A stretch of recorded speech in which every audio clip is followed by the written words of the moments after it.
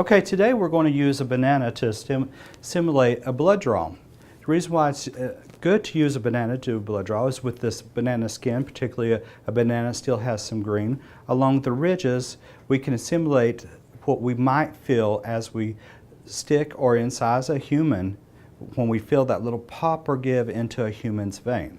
It's good to use a banana for this. Okay, the supplies you'll need to do a banana blood draw is you're going to need hand sanitizer, you're going to need your tourniquet, you're going to need your banana, preferably a green one, you're going to need your PPE, in this case it would be gloves, you're going to need your alcohol swabs, 70% isopropyl alcohol, and then you're going to need your vacutainer needle and your tubes. We'll also need our 2x2 gauze, and we'll need a pen to label with when we're done. I have my biohazard box nearby in arm's reach, and I also have an extra needle and extra set of tubes in case there was complications or loss of suction. Now, the first thing that I'm going to do is I'm going to wash my hands. This is important always to wash your hands before and after every patient. And when using an alcohol wash, we need to rub our hands vigorously until the substance is dried. If you was washing your hands with soap and water, you'll need to sing Happy Birthday song twice in your head to wash your hands long enough. Okay, so my hands are dry now. Now I'm going to don my gloves.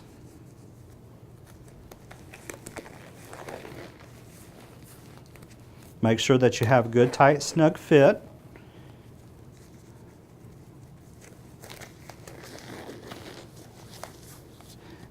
Now, as you see, with most of my gloves, my tips, my fingers are good and snug in the gloves. I don't have too much excess on the fingertips. In phlebotomy, you need a good, tight feel against your fingers so you can palpate the vein easily.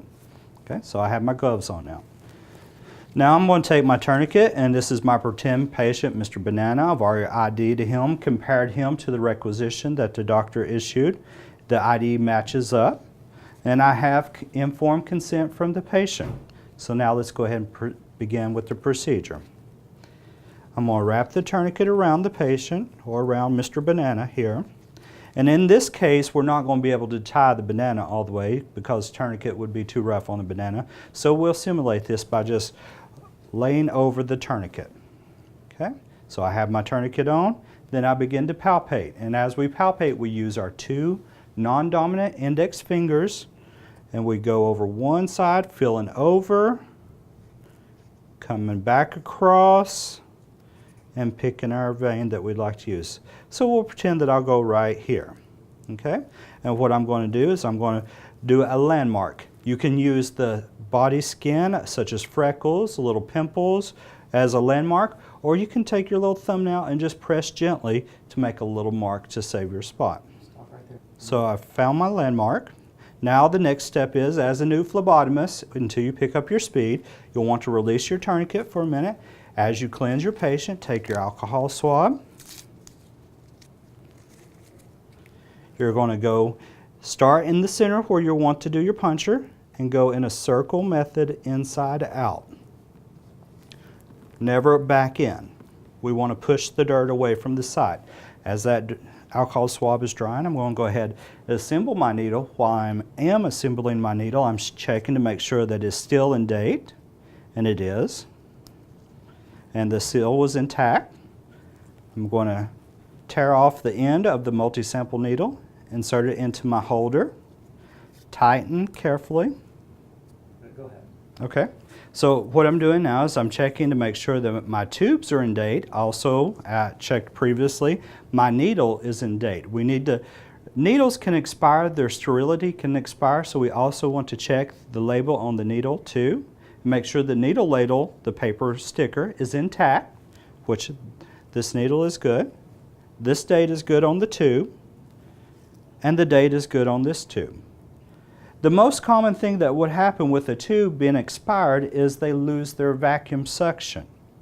So you do not want to use expired tubes due to that fact, and you would not want to use expired needles because the guarantee of them being sterile is no longer there. All right, so alcohol is already dry on our patient. Let's go ahead and place our tourniquet back on. Okay. With my non-dominant hand, I'm going to anchor the vein, and by anchoring the vein, you take your thumb, you gently press down and back a little bit to pull the skin tight. With my dominant hand, I'm going to take the needle, release the cap, check for any barbs or shards, anything out of the ordinary on the needle, make sure it's completely perfect, and it is. I'm going to hold my needle with my safety cap pulled back, my thumb on top, and my 2 index fingers below. And I'm going to stick. 1, 2, stick. Okay, now I'm in my vein. I'm going to let go of my anchoring. My non-dominant hand is going to do the work now. I'm going to insert my blue tube in first with the label side down. You want the label down so you can see the blood come in. And for this demonstration, obviously we're going to pretend we have blood flowing into the vein. So it's full. We'll pull it out gently. Try not to let your needle move. And you're going to invert this slowly 3 to 5 times. And set that down. Then you get your next tube, needle down. All right, we're pretending it's filling up with blood now. This will be our last tube. So before we disengage this tube, we're going to release our tourniquet, disengage our needle, or excuse me, our tube, invert it 3 to 5 times. You want to invert your tubes slowly, 3 to 5 times each, depending on the chemical. You don't want to shake it rough. When you shake it rough, this causes hemolysis. You want to go slow, gently inverting the blood into the chemical mixture. Set it down. We want to pinch our gauze and fold over again in 4 corners because we need to make a pressure bandage.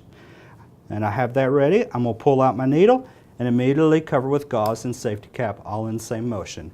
Okay, so as you pull your needle out, you want to immediately safety cap your needle and go directly into the biohazard box. You never want to lay down on the table.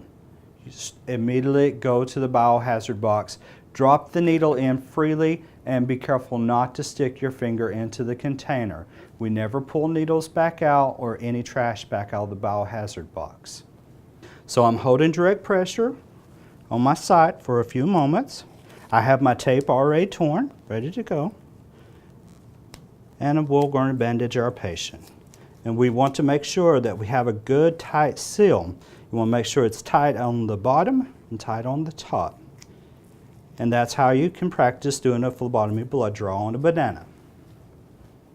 All right, and as the very last step of phlebotomy, after you've bandaged your patient and disposed of all your equipment and your patient's safe and not bleeding anymore, you want to make sure to label your needles, or excuse me, label your tubes with the patient's name. This time it would be banana. And you also want to put today's date and your initials. This needs to go on every tube that you draw.